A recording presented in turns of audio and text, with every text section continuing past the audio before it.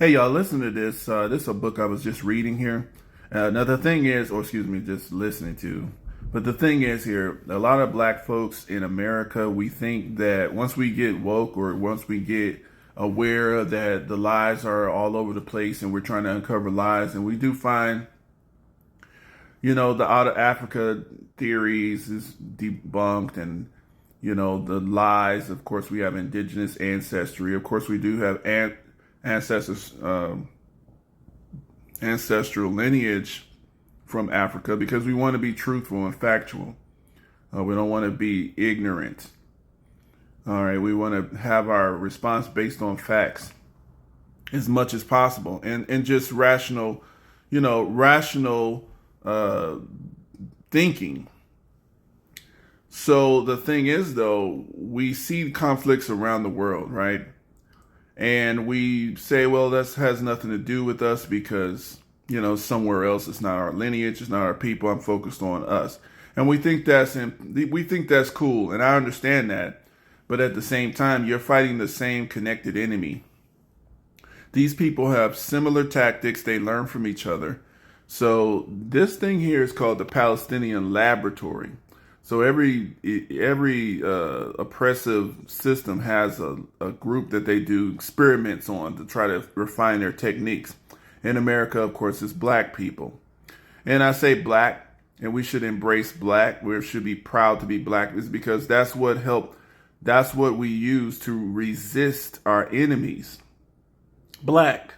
So we should be proud. Our tribal indigenous community here in America, we use black to identify and to build unity regardless of tribal affiliation and all that weird stuff here. So I just want y'all to listen to this technique.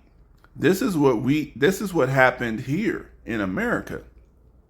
And this is what Israel is doing. They want to erase the history. So just look at this. Listen to this.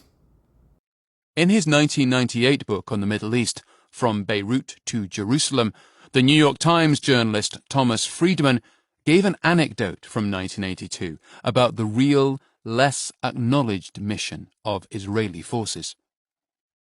Two targets in particular seemed to interest Ariel Sharon's army.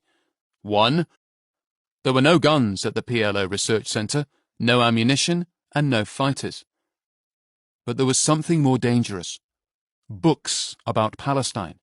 Old records and land deeds belonging to Palestinian families, photographs about Arab life in Palestine, historical archives about the Arab life in Palestine, and, most important, maps.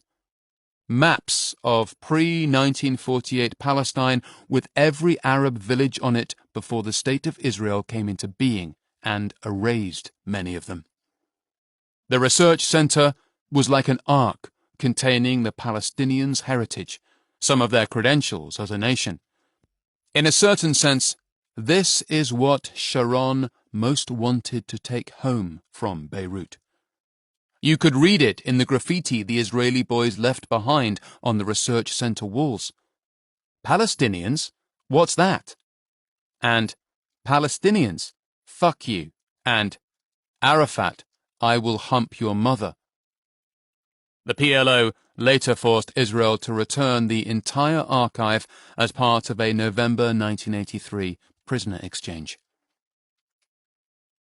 It is not hard to see why this attitude was and remains so appealing to some governments.